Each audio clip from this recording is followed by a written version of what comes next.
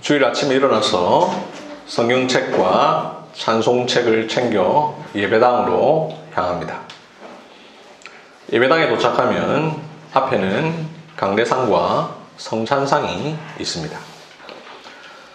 예배가 시작되면 하나님께서 우리를 예배로 초청하시는 말씀이 선포됩니다.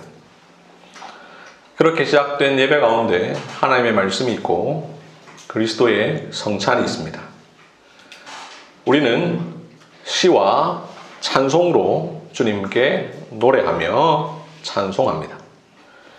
기도로 향기의 제사를 올려드립니다. 이때 비록 눈에 보이지는 않지만 하나님의 임재가 가득합니다. 그러면서 또 하나 빼놓을 수 없는 것이 있습니다. 강단을 마주하고 있는 회중석입니다. 회중석에는 하나님의 백성들이 언약을 따라 노인부터 아기까지 가족을 중심으로 앉아 있습니다. 하나님의 임재가 회중을 향하며 회중은 하나님을 향합니다. 회중, 한자로 모일, 회, 무리, 중입니다. 모여있는 무리입니다. 이 무리의 모습 역시 예배 중에 빼놓을 수 없는 아름다움입니다. 하나님 없는 예배 없고 회중 없는 예배는 없습니다. 예배 가운데 회중은 같은 믿음 안에서 한 목소리로 한 분 하나님을 경배하며 한 말씀을 듣고 같은 말을 하고 같은 마음과 같은 뜻으로 온전히 합하여 있습니다. 그 회중의 연합과 교제 가운데 한 분 성령님께서 계십니다.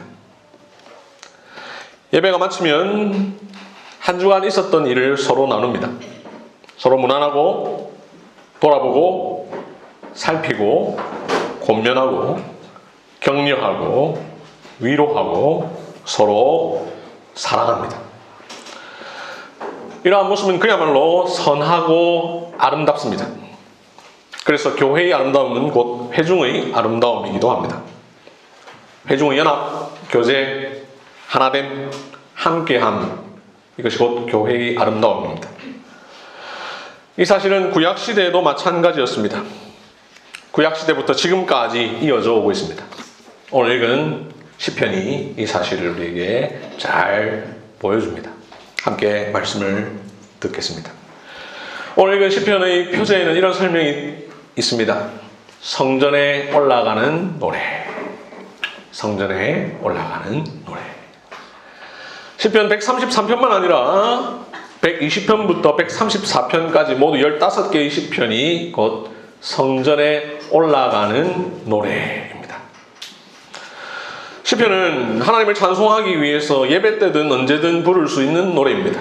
그러나 특별히 이 노래는 성전에 올라갈 때 부르는 노래입니다. 이스라엘 백성들은 1년에 3번 예루살렘 성전을 향하여 순례의 길을 떠났습니다. 절기를 지키기 위하여 하나님께 제사를 지내기 위하여 성전으로 올라갔습니다. 이 노래는 오늘날로 치면 주일을 지키고 예배를 드리러 가면서 부르는 노래입니다.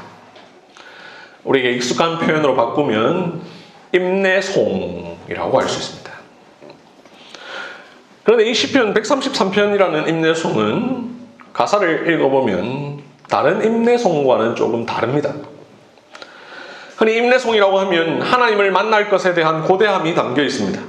실제로 120편부터 132편까지의 성전에 올라가는 노래는 하나님을 만나러 가는 이들이 지금까지 지켜주신 하나님에 대한 감사와 예배 받으실 하나님에 대한 찬송을 다루고 있습니다. 그런데 시편 133편은 그 주제가 하나님이 아니라 형제의 연합과 동거입니다.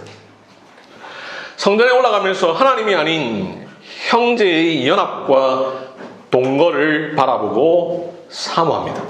그러면서 노래합니다. 보라, 형제가 연합하여 동거함이 어찌 그리 선하고 아름다운가. 형제가 연합하여 동거한다는 것이 무엇이기에 성전에 올라가면서 그것을 고대할까요? 먼저 형제란 누구일까요? 이 시는 표제에 나와 있는 것처럼 다윗이 지은 시입니다.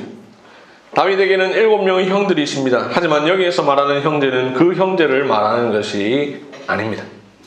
이스라엘 백성을 가리키는 표현입니다. 이스라엘은 나라요 민족이기도 하지만 무엇보다도 한 분 하나님을 아버지로 모시며 함께 섬기는 교회, 형제 관계입니다. 특별히 한 분 하나님께 제사를 지내려고 나왔을 때 그들은 서로를 형제라 부릅니다. 오늘로 치면 성도입니다. 형제가 연합하여라고 되어 있는데, 연합이라는 말은 한편으로 하나님과의 연합 혹은 그리스도와의 연합에 대하여 주로 사용되는 표현입니다. 또는 부부의 연합에 대하여 사용되기도 합니다. 우리가 잘 아는 창세기 2장 24절, 남자가 부모를 떠나 그의 아내와 합하여라고 할 때 그 연합입니다. 그리고 성경은 또 다른 관계에서 이 연합이라는 표현을 사용합니다. 바로 신자와 신자 간의 교제와 사귐입니다. 성도가 연합하여 한 몸 된 교회를 이룹니다. 형제가 연합하여 동거한다라는 말은 말 그대로 함께 산다라는 말이지요.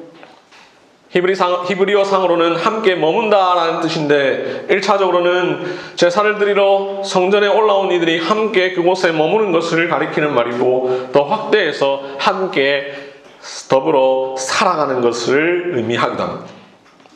그렇게 함께 머무는 이들이 연합합니다. 이스라엘 사람 한 사람이 각각으로 존재하는 것이 아니라 하나의 성도로서, 무리로서 존재한다는 것이죠. 형제의 연합과 동거, 이 말을 우리에게 익숙한 표현으로 바꾸면 성도의 교제입니다. 이스라엘 백성들은 성전에 올라가면서 이 노래를 불렀습니다. 이 노래를 통해 성전에 임재하여 계신 하나님만 아니라 성도와의 연합, 동거, 하나됨, 교제를 사모했습니다. 나 혼자 하나님을 만나고 오는 것이 아니라 다른 백성들과 더불어 함께 예배드리고 같은 시간, 같은 공간에서 함께 교제하는 것을 고대했습니다. 그 고대를 노래로 표현합니다. 보라, 어찌 그리 선하고 아름다운고. 성전은 하나님의 임재를 상징하는 장소입니다. 이스라엘 백성들이 성전에 모인 이유는 그곳에 하나님이 계시기 때문입니다. 성전의 이전 형태를 성막이라 부르지요. 이 성막을 때로는 회막이라 부릅니다. 회막, 한자로 모일 회, 장막, 막입니다. 그야말로 모이는 장막, 만나는 장막, 영어로 the tent of meeting입니다. 왜 회막이라 부르냐? 이곳에서 하나님을 만나 교제할 뿐만 아니라 하나님의 백성들과 함께 더불어 만나 교제하기 때문입니다. 성전에서는 제사만 드리지 않습니다. 하나님께 제사를 드리고 나면 화목제물을 나누어 먹을 것입니다. 이스라엘 백성들이 함께 교제할 것입니다. 이 노래는 성도의 교제를 가리켜 보라, 어찌 그리 선하고 아름다운고라고 표현합니다. 이 표현은 단순한 형용사나 감탄사가 아닙니다. 선하다라는 말은 하나님께서 세상을 창조하신 뒤에 보시기에 좋았더라 할 때 그 좋았더라라는 히브리어 토브입니다. 창세기는 이것을 좋다라고 번역해서 마치 호불호, 어떤 기호의 문제로 오해할 수 있게 만들었습니다만 사실은 더 강한 의미, 선하다라는 뜻입니다. 하나님은 온 세상이 하나님의 뜻대로 배치되고 운행되고 하나님께서 원하시는 자리에 있어야 할 것이 있는 것을 보신 뒤에 보시기에 선하다라고 하셨습니다. 그래서 여기서 선하고라는 말은 바람직하다라는 말로도 바꿀 수 있습니다. 성도들이 함께 어울려서 교제하고 사랑하면서 지낼 때 하나님은 그것을 바람직하다라고 하십니다. 아름답다라는 말은 히브리어상에 즐겁다, 기쁘다, 행복하다 이런 뜻이 담겨 있습니다. 성도의 교제를 바라보시는 하나님의 입장에서 즐겁고 기쁘고 행복하다라는 뜻입니다. 그러니 예배 중에 그리고 예배 후의 성도의 교제는 하나님이 보실 때에 선하고 바람직합니다. 해도 되고 안 해도 되는 것이 아니라 반드시 해야 하는 것입니다. 그렇게 성도가 교제할 때 하나님은 그 모습을 바라보시면서 즐거워하시며 기뻐하시고 행복해 하십니다.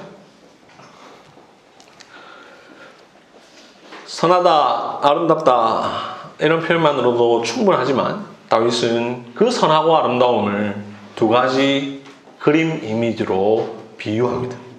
첫째, 기름이 아론의 머리에서부터 옷깃까지 흘러내리는 것에 비유합니다. 2절에 나오죠. 둘째, 이슬이 시온의 산들에 내리는 것에 비유합니다. 3절에 나옵니다. 2절 끝에 내림 같고라고 표현하고 3절 중간에 내림 같도다라고 해서 이게 시니까 같군이라고 하죠. 맨 끝을 맞췄습니다. 그리고 같다라는 표현을 통해 이것이 1절에 대한 비유다라는 것을 우리에게 보여줍니다. 먼저 2절에 나오는 모습은 제사장 직분을 위임할 때의 장면이죠. 아론을 제사장직에 위임하기 위하여 속옷과 겉옷과 에봇 옷을 입힙니다. 옷에 흉패를 달고 머리에 관을 씌우고 그 위에 거룩한 패를 더합니다. 그리고 관유, 즉 기름을 가져다가 아론의 머리에 붓습니다. 그러면 그 보배로운 기름이 머리부터 쭉 흘러내려서 아론의 수염을 타고 내립니다. 옷깃까지. 레위기 21장 5절에 보면 제사장은 수염 양쪽을 깎으면 안 됩니다. 수염을 길러야 하는 것이 율법에 정한 규례입니다. 기름이 머리에서 시작해서 긴 수염을 타고 옷깃까지 흘러내리면서 그 기름이 제사장의 옷을 적십니다. 제사장의 옷 양편 어깨와 가슴에는 보석이 있고 그 보석에는 이스라엘 12지파의 이름이 새겨 있습니다. 기름이 흘러내릴 때 그 기름의 향기가 보석을 적십니다. 보석에 장식된 12지파 역시 제사장의 사역 안에서 기름 부음에 참여합니다. 기름은 1차적으로 직분자 임직을 위한 도구이지만 궁극적으로는 성령님의 임재를 상징합니다. 그러니 기름이 제사장의 머리에서부터 옷깃까지 흘러내릴 때 제사장은 물론 이스라엘 백성 모두에게 성령님이 강하게 임하십니다.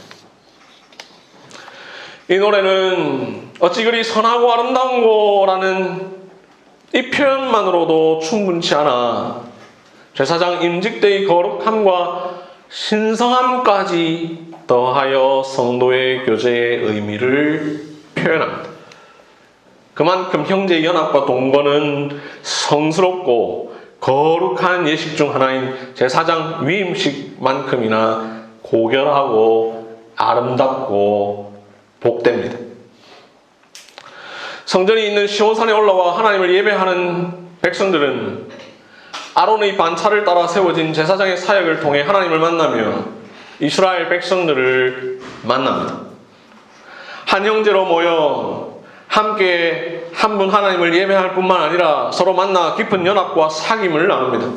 그 모습은 하나님 보시기에 바람직하고 하나님께서 즐거워하시고 기뻐하실 만한 것일 뿐만 아니라 거룩하고 신성하기까지 합니다. 다음으로 3절은 성도의 교제를 헐몬의 이슬이 시온의 산들에 내림 같도다라고 비유합니다. 이스라엘은 우기와 건기가 있죠. 겨울에는 비가 내리는데 여름에는 비가 안 내립니다. 그런데 물은 우기 때만 필요한 게 아니라 건기 때도 필요하죠. 특히 건기 때인 여름은 물이 더 많이 필요한 때입니다. 식물이 자라야 할 때입니다. 그 어느 때보다도 물이 중요한 때입니다. 그렇다면 물이 가장 필요하지만 물이 가장 없는 이 여름에는 물을 어떻게 공급받습니까? 이스라엘 북쪽 끝에 가면 헐몬산이라고 하는 높은 산이 있습니다. 헐몬산 혹은 헤르몬산, 헬몬산이라고 표현합니다. 해발 2814m입니다. 어느 정도 높이냐? 우리 한반도에서 가장 높은 산이 백두산이죠. 2744m이니까 비슷합니다. 좀 더 높습니다. 높은 산이다 보니 꼭대기부터 어느 정도의 높이까지는 겨울만 아니라 언제나 눈이 덮여 있습니다. 만년설이라고 하죠. 겨울에 내린 눈이 여름이 되면 녹으면서 물을 만듭니다. 그 물이 산에서 내려와 요단강으로 흘러가고 최남단 사해까지 흘러갑니다. 또한 헐몬산 꼭대기는 낮은 온도로 인하여 이슬이 많이 맺힙니다. 이 이슬 역시 산에서 내려와 요단으로 흘러갑니다. 이스라엘 전역으로 흘러갑니다. 이렇게 헐몬의 눈과 이슬은 이스라엘의 식수원이 됩니다. 저희 부부가 이번 여름에 이스라엘 갔을 때 헐몬산 아래쪽에 갔는데 물이 엄청 쏟아지는 것을 보았습니다. 헐몬의 이슬이 시온의 산들에 내립니다. 우리식으로 말하면 백두산에 내린 이슬이 한라까지 풍성히 적십니다. 풍성한 이슬은 시온 온 이스라엘을 적십니다. 비가 내리지 않는 계절이지만 농사에 있어서 물이 너무나 절실한 계절이지만 헐몬의 이슬 덕분에 농사를 짓습니다. 짐승을 먹입니다. 사람이 마십니다. 그래서 이 헐몬의 이슬의 이미지는 생명입니다. 번성입니다. 풍성입니다. 성장입니다. 그래서 호세아 14장 5절에 보면 하나님은 자신이 이스라엘에 대하여서 이슬과 같다라고 표현하십니다. 이 노래는 형제가 연합하여 동거함을 헐몬의 이슬이 시온의 산들에 내리는 것에 비유합니다. 이스라엘 백성이 함께 교제하고 하나 되는 것, 이것을 이렇게 비유하는 것은 그 교제에 생명이 있고 번성이 있고 풍요가 있고 성장이 있기 때문입니다. 성도의 연합과 사귐은 공동체의 생명력과 활력을 불어넣기 때문입니다. 이처럼 성도의 교제는 하나님 보시기에 바람직하고 하나님 보시기에 즐거워하시고 기뻐하실 만할 뿐만 아니라 하나님이 주시는 생명이 있습니다. 번성이 있습니다. 성장이 있습니다.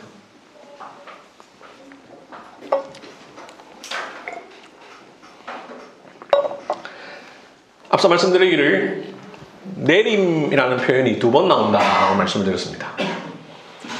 설명의 흐름상 그렇게 말씀드렸는데 좀 더 분명하게 말씀드리면 사실 3번 나옵니다.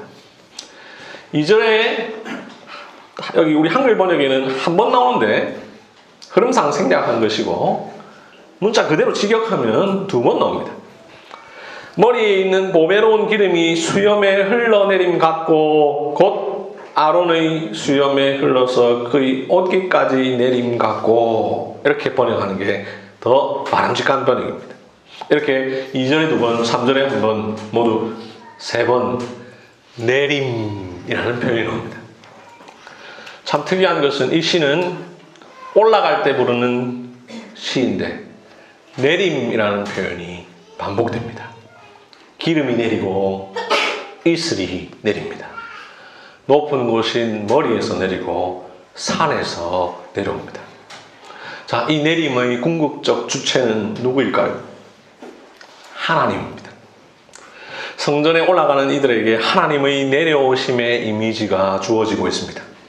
하나님의 복과 은혜가 위로부터 내려옵니다. 기름으로 그리고 이슬로. 이 시는 내림이라는 표현을 통하여 우리의 시선을 땅에 있는 형제가 아닌 하늘에 계신 하나님께로 향하게 합니다. 성전에 모여있는 형제들의 모임은 분명 이 땅에서 이루어지는 일이지만 사실은 하늘에서 허락하신 모임입니다. 성도의 교제는 분명 사람과 사람 사이의 수평적인 관계이지만 사실은 수직적인 관계입니다. 성도의 교제는 사람과 사람의 모임이지만 단순한 사람들의 모임이 아닙니다. 신적인 모임입니다. 거룩한 공동체입니다. 성도의 교제는 사람들이 애써서 만드는 교제가 아닙니다. 기름 부음이 하나님으로부터 말미암고 이슬이 하나님의 은혜와 복 주심으로 말미암듯 성도의 교제는 하나님께서 친히 우리 가운데 울타리를 쳐주심으로 말미암아 가능한 것입니다.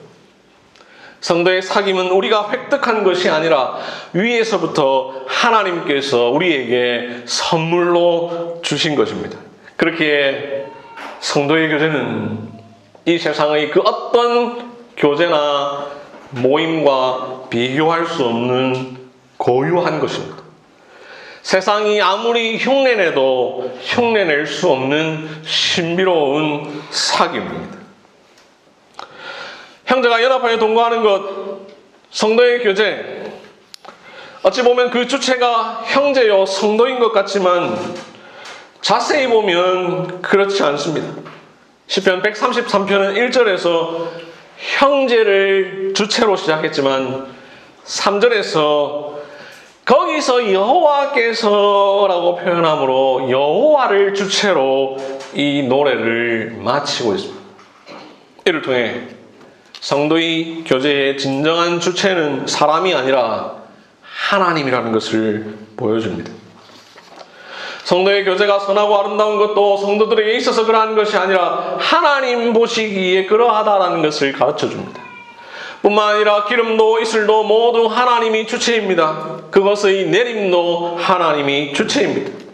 하나님이 정하신 정서와 시간에 하나님의 말씀에 순종하여 모인 자들에게 하나님께서 내려오십니다. 하나님이 우리와 함께 하십니다. 이 성도의 교제 가운데 임재하십니다. 그러면서 하나님이 노래하십니다. 보라! 형제가 연합하여 동거함이 어찌 그리 선하고 아름다운고. 그렇기에 이 노래는 다윗이 지은 노래이기 이전에 하나님께서 먼저 부르신 노래요. 다윗과 이스라엘 백성들은 그 하나님의 노래에 화답하며 창화하는 것입니다. 이 노래는 3개의 절로 되어 있는데 몇 번 말씀드린 적이 있습니다만 절 구분은 영감된 것이 아니고요. 한참 뒤에 구약의 경우에 10세기 즈음에 학자들이 편의에 따라 나눈 겁니다. 이 시를 지으신 성령 하나님의 의도를 따라서 제대로 구분하면 3절 중간에 있는 갓도다 여기서 3절을 끝내고 4절을 하나 더 추가해서 거기서 라는 말부터 4절로 구분하는 것이 사실 더 좋습니다. 그리고 이 거기서라는 말 앞에 왜냐하면 이라는 표현을 더 붙이는 것이 더 바람직합니다. 킹 제임스 버전, NIV 버전 다 모두 영어 for, 왜냐하면 이라는 단어가 붙어 있습니다. 그래서 이렇게 말할 수 있습니다.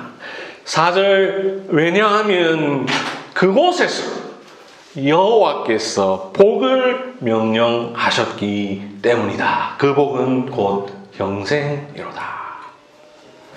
다윗은 1절에서 보라 형제가 연합하여 동거함이 어찌 그리 선하고 아름다운고 이렇게 감탄했는데 그 궁극적인 이유는 하나님의 백성들이 모여 예배하며 교제하는 그곳에 하나님께서 복을 주시기로 명령하셨기 때문입니다. 시온산 즉 성전이 있는 그곳이 복된 이유는 하나님께 예배드리는 장소로서 하나님의 임재가 가득하기 때문이기도 하지만 형제의 연합과 동거가 있는 그곳에 하나님께서 복을 주시기 때문입니다. 하나님의 임재를 상징하는 장소인 성전에 가는 것이 복된 이유는 단지 하나님과 자신의 관계를 회복시키기 때문만이 아니라 그곳에서 하나님의 백성들인 형제들과 영적이고 육적인 연합과 교제를 누리기 때문입니다. 다윗 이후 구약교회 이스라엘은 성전에 올라가면서 이 노래를 불렀습니다. 그러면서 형제를 생각했습니다. 성도를 생각했습니다. 형제의 연합과 동거의 선하고 아름다움을 노래했습니다. 성도의 교제에 복되고 거룩하며 생명력 있음을 노래했습니다. 하나님이 주실 복을 기대했습니다. 구약교회는 예수 그리스도 안에서 신약교회로 성취됩니다. 교회의 머리이신 예수님은 누구든지 하늘에 계신 내 아버지의 뜻대로 하는 자가 내 형제요 자매요 라는 말씀을 통해 신약교회에 속한 이들이 어떤 관계를 이루게 될지를 미리 말씀해 주셨습니다. 그리고 베드로의 신앙 고백에 대하여 내 교회를 세우리니 라고 예언하셨고, 오순절 성령 강림을 통하여 이 땅에 교회를 허락하셨습니다. 그렇게 시편 133편이 말하는 형제의 연합과 동거는 오순절 성령 강림을 통해 세워진 교회로 성취되고 이루어집니다. 믿는 사람이 다 함께 있어 날마다 마음을 같이 하여. 사도행전 2장 44절 46절. 교회의 머리신 예수님은 지금도 우리를 그리스도의 몸된 교회로 불러 모으셔서 새로운 가족으로 맺어 주십니다. 하늘 아버지의 뜻대로 사는 서로를 가리켜 형제라 자매라 부르게 하십니다. 이제 우리는 그 형제들과 자매들이 한 몸을 이루어 성도의 교제를 계속해 갑니다.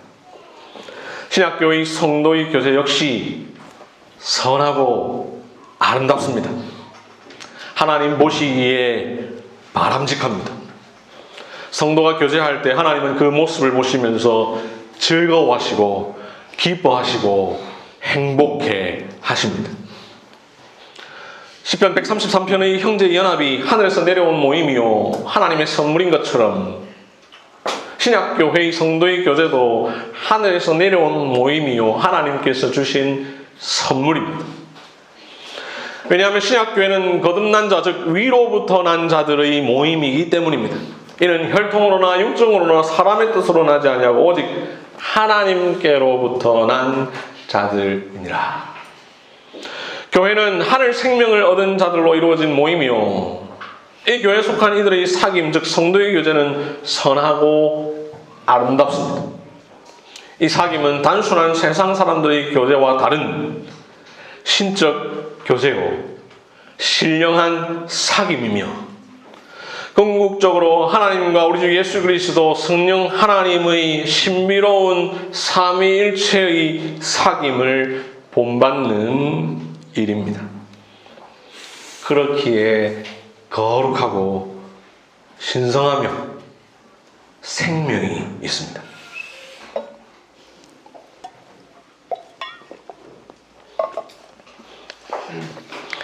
종종 이런 말을 하시는 분들이 있어요. 교회에 하나님 만나러 가는 것이지 사람 만나러 가는 것 아니다. 어떤 의도로 하는지 알죠? 그런 말을 하는 의도에 따라 조금 다를 수도 있지요. 어쨌든 썩 바람직한 표현이 아닙니다. 우리는 보이지 않는 하나님을 만나고 보이는 사람을 만납니다. 예배당에 와서 하나님은 만났지만 사람을 만나지 않았다면 그것은 바람직한 예배 생활, 교회 생활이 아닙니다. 성도의 연합과 사귐이 없는 교회는 바람직한 공동체가 아닙니다. 이스라엘 백성들은 성전에 올라가 하나님만 만난 것이 아니라 형제들을 만났습니다. 하나님은 그 모습을 선하다, 바람직하다 하셨습니다. 하나님은 그 모습을 보시고 즐거워하고 기뻐하셨습니다. 우리는 하나님을 기쁘시게 해야 할 자들이죠.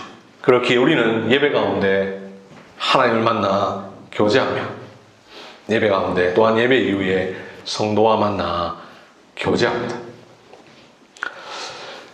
오늘 우리는 전교인 MT를 갑니다.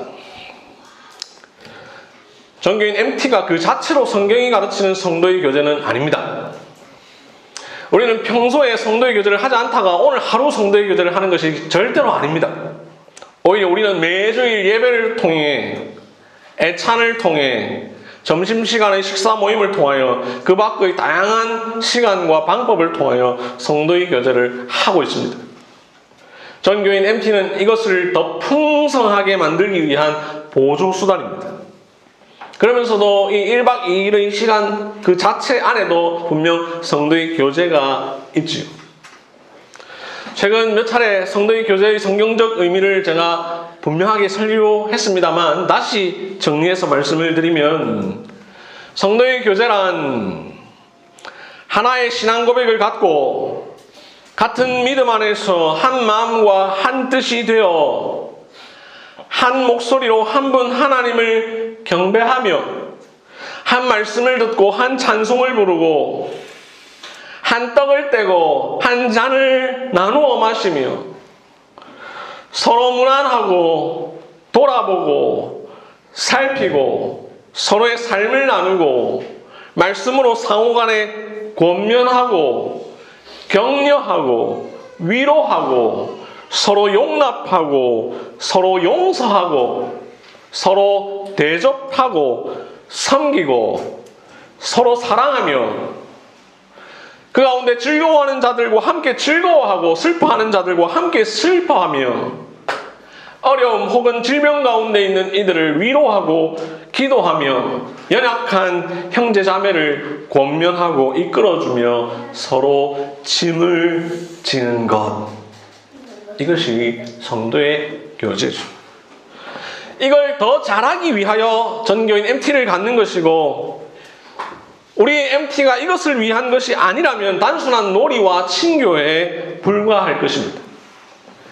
그렇게 이 MT를 통하여 단 한 사람도 이 선하고 아름다운 성도의 교제에서 소외되는 사람이 없기를 바라고, 이 교제가 무엇보다 사람의 것이 아니라 위에 계신 하나님께서 우리에게 선물로 주신 것임을 기억하며 사람 중심의 교제가 아닌 하나님 중심의 교제가 되는 한길교회의 교제가 앞으로도 계속되기를 위한 도구로서 이 MT 시간이 귀하게 사용되기를 바랍니다. 구약교회가 노래한 대로 성도의 교제는 분명 그 자체로 선하고 아름답지만 실제로 그것이 구현되는 우리의 현장에서는 때로 그렇지 못할 때가 있지요. 때로 시기가 있고 때로 갈등이 있고 때로 분쟁이 있습니다. 그래서 그것을 정말로 하나님 보시기에 선하고 아름다운 것으로 존재하도록 하기 위하여서는 우리의 몸부림이 필요합니다. 하나님과 우리 사이의 교제가 그 자체로 선하고 아름답지만 그것이 정말로 그렇게 되기 위하여 우리의 끊임없는 몸부림이 필요한 것과 동일합니다. 무엇보다도 우리를 하나 되게 하시는 성령님의 도우심이 필요합니다. 대제사장 아론에게 부어진 기름이 성령님을 상징한 것, 형제의 연합과 동거에 대하여 이 대제사장의 임직식 때 기름이 부어지고 그 기름이 흘러내리는 모습에 비유한 것은 바로 그런 이유 때문입니다. 이런 점에서 성도의 교제는 철저히 성령님의 선물이며 결국 성도의 교제는 내 자신의 성격이나 성향 또는 기질의 문제가 아니라 신앙의 문제요, 신앙의 영역임을 기억해야 합니다. 우리의 연약함이 성도의 교제를 못하게 만들고 우리의 신앙 없음이 성도의 교제를 부실하게 만들며 우리의 죄성이 화평과 화합보다는 갈등과 다툼과 분열을 조장합니다. 그래서 우리는 그렇게 되지 않도록 노력해야 하고 무엇보다도 성령님의 도우심을 간절히 구해야 하며 하나님께서 분명 선하고 아름답다 하셨으니 그것을 열망하고 소망하고 애쓰고 노력하려는 몸부림이 필요합니다. 성도의 거룩한 사귐은 결코 사람의 힘만으로 되는 것이 아닙니다. 위에서 내려오는 것이요 하나님의 복주심으로 가능한 것입니다. 그 옛날 이스라엘 백성들도 함께 모이면 불편한 것이 있고 어려운 것도 있고 때로는 다툼도 있고 갈등도 있었겠지만 그럼에도 성도의 연합과 교제가 어찌 그리 선하고 아름다운 거라고 찬송했습니다. 그들이 그렇게 했던 것은 성도의 교제가 형제를 불러 모으시는 하나님께서 주시는 선물이요 복이라는 사실을 알았기 때문입니다. 사랑하는 여러분, 형제 자매와 더불어 연합하여 동거함, 그것이 얼마나 선하고 아름다운지를 아시는 분들은 이 시편을 노래하면서 즐거워하십시오. 기뻐하십시오. 그 선하고 아름다움을 누리고 계신 분들 역시 이 시편을 부르며 즐거워하십시오. 기뻐하십시오.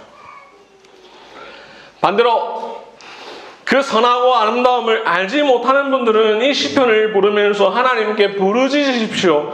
하나님, 그 선하고 아름다움을 나도 알게 하옵소서. 그 선하고 아름다움을 알지만 누리지 못하는 분들 역시 이 시편을 부르시면서 슬퍼하고 애통하십시오. 하나님, 그 선하고 아름다운 것 저도 누리게 하여 주시옵소서. 누리지 못하는 나의 연약함과 죄를 용서하옵소서. 선하고 아름답고 복된 성도의 교제를 나누는 한길교회 성도 여러분, 우리 모두 이 시편을 즐거이 부릅시다. 그러면서 그 선하고 아름다운 복된 성도의 교제를 나누고 누립시다. 혹여나 우리의 죄성으로 인하여 우리 한길교회 가운데 성도의 교제의 선하고 아름다움이 상실될 때라도 부릅시다. 그때는 슬퍼하고 애통해하며 부릅시다. 말씀을 맺겠습니다. 이스라엘 백성들은 하나님을 만나는 성전에 올라가면서 시편 133편을 불렀습니다. 그곳에서 드릴 제사를 사모했습니다. 그곳에서 만날 하나님을 사모했습니다. 그러면서 제사 가운데 함께할 백성들의 모임도 동일하게 사모했습니다. 제사 이후에 그들과 더불어 나눌 사귐 역시 동일한 정도로 사모했습니다.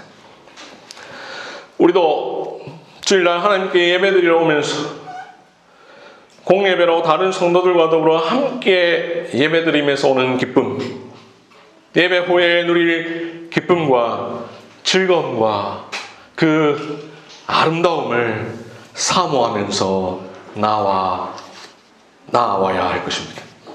이 시편을 노래하면서 나아와야 할 것입니다. 이 사실을 알고 이 노래를 기쁨으로 부르는 자들에게 하나님의 복이 있기를 바랍니다. 성도의 연합과 동거, 그 선하고 아름다움이 한길교회 공동체 가운데 계속해서 끊임없이 이어지기를 바랍니다.